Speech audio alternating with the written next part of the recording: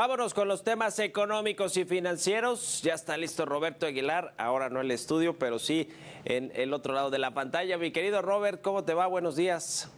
¿Qué tal, Mario? Me da mucho gusto saludarte. Muy buenos días. Fíjate que los mercados amanecen favorecidos por este giro en la propuesta fiscal de Gran Bretaña, que había hecho mucho ruido y que, bueno, la primera ministra, incluso Mario, se tuvo que disculpar ante pues el público en general, ante los mercados, y esto pues animó a justamente las bolsas prácticamente de todo el mundo que están en un terreno positivo, pero eso sí, todavía con la cautela por el tema de la recesión y el futuro de la política monetaria en el mundo. Europa, fíjate que también altamente dividida, intenta enfrentar la crisis energética. Ahí el tema, Mario, es que las más de 20 naciones que conforman este bloque no se han podido poner de acuerdo justamente sobre las medidas y cómo las van a adoptar, pero al final del día pues, se está cortando el tiempo.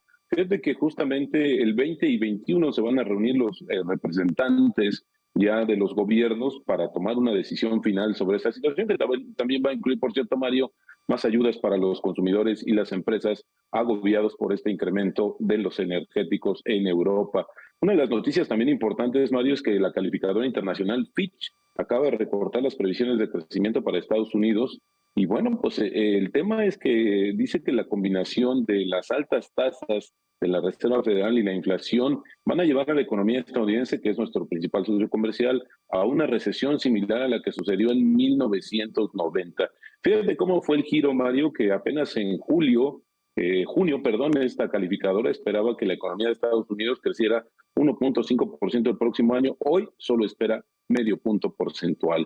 Y el tipo de cambio cotizando en niveles de 20 pesos. Y vámonos al plano nacional. Desde que ahora que comentabas justamente la información de las tortillas y en tu editorial, bueno, pues es que también ayer la red de maíz, una organización de industriales de la masa y tortilla en la Ciudad de México que agrupa más de 500 negocios de tortillerías y molinos de nixtamal, pues dijo que sencillamente el PASIC no va a bajar el precio de la tortilla porque las medidas de dicha iniciativa no tienen impacto para las tortillerías, es para el pequeño, para el punto de distribución, para el comercio minorista en tortillas. Y bueno, pues es una cuestión que explican que haya aumentos desproporcionados de las harinas y otros insumos e incertidumbre con las compras de maíz a los productores. Y es al final del día sí tienen un impacto importante para estas tortillerías, para esta cadena productiva, que al final pues tienen que repercutirla lamentablemente en el precio. También regresando un poco al tema de lo que sucede con el principal socio comercial de nuestro país, que es Estados Unidos. Fíjate que ayer se dio a conocer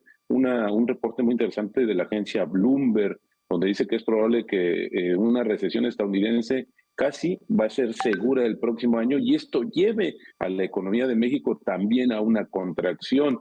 Fíjate que ya, por ejemplo, estos especialistas, esta agencia de información, dice que tiene una probabilidad del 100% de que Estados Unidos caiga en recesión en los próximos 12 meses, ya que es difícil imaginar que la Reserva Federal controle la inflación sin provocar una contracción, es decir, el costo de combatir la inflación pues tendrá que ser este freno tan importante en la economía y con ello pues un periodo recesivo. Así es que en estas circunstancias la economía de México debería perder impulso de manera constante antes de caer en la segunda mitad del 2023, aunque va a recuperarse rápidamente en 2024. Así es, otra vez las previsiones y bueno, pues lo decíamos ayer, Mario, pues las previsiones o los pronósticos que hace la Secretaría de Hacienda para el próximo año suenan todavía demasiado, pero demasiado optimista. Fíjate que también desde el plano de nuestras finanzas personales, Mario, desde el día de ayer comenzó un proceso muy importante para todas las entidades financieras y los bancos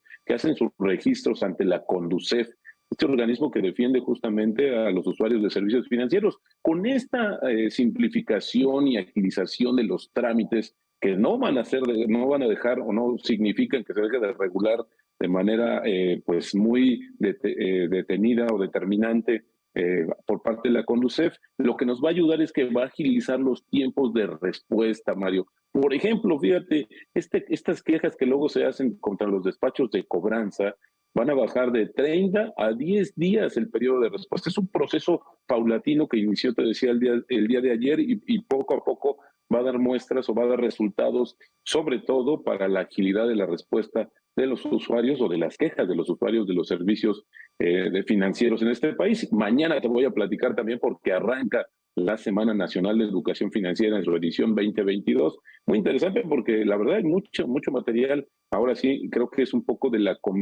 nuestro posicionamiento propio, de que querramos informarnos y aprender un poco más de nuestras finanzas personales y sobre todo del manejo de los recursos, Mario. Pues ahí está el tema, mi querido Robert.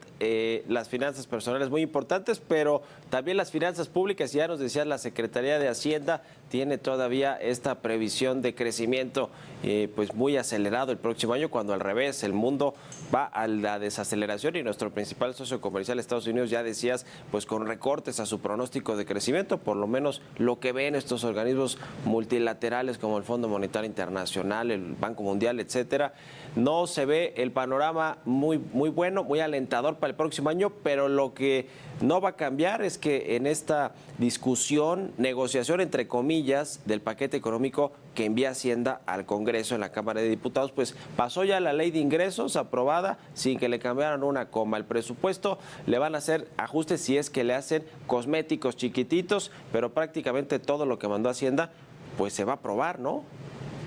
Sí, y este es uno de las situaciones más complicadas porque, como lo decíamos y lo hemos dicho muchas veces en este espacio, no es solamente un número, no es solamente un 3%, Mario, es en realidad la base de todos estos cálculos de lo que va a ingresar y cómo se va a repartir el próximo año entre los proyectos, entre ya cuestiones que están totalmente amarradas, que no se pueden modificar y que, bueno, pues esto lo que provocaría en alguno de estos casos, Mario, pues es que hubiera un recorte a ciertos proyectos o a ciertos rubros del gobierno federal y con ello pues también podría acelerarse o incluso hacerse un poquito más ácido el tema de la recesión o de la desaceleración de la economía, porque lo que se ha notado también, ya lo hemos visto, es que el gobierno pues tiene un poco margen para invertir y con ello generar, por ejemplo, un efecto multiplicador a través de las grandes obras de infraestructura que hoy pues, se han concentrado en unas 2 o 3 y que están en manos del ejército el desarrollo de estas mismas, Mario. Pues sí, no se está generando tampoco mucha inversión privada, por lo menos con respecto a estas obras, las 4 obras icónicas del presidente López Obrador. Sí hay inversión privada, no estamos diciendo que no. En el Transísmico, en teoría, va a haber todos estos parques industriales y centros industriales importantes. Ese es el que va más lento. En el Tren Maya hay algunos de los tramos que están concesionados a empresas privadas, sí, pero en los otros dos prácticamente, pues en la refinería de Dos Bocas también, pero digamos con una participación acotada solo de algunas empresas extranjeras, algunas nacionales, y no se ve cómo estos proyectos puedan detonar la industria de la construcción y de los materiales, que es también muy importante para la economía y para los empleos que se generan en México. En fin, muchos asegúnes a veces en las políticas económicas y de gobierno que buscan en teoría incentivar la inversión, pero que no necesariamente pues tienen estos resultados. En fin, mi querido Robert, muchas gracias, seguimos en contacto y muy buenos días. Gracias, Mario, y las finanzas nos harán libres. Muy buenos días. Buen martes para ti y para todos. Vámonos a conocer cómo están operando los indicadores financieros más importantes del mundo. Los precios del petróleo continúan a la baja, presionados por los temores de una posible recesión mundial.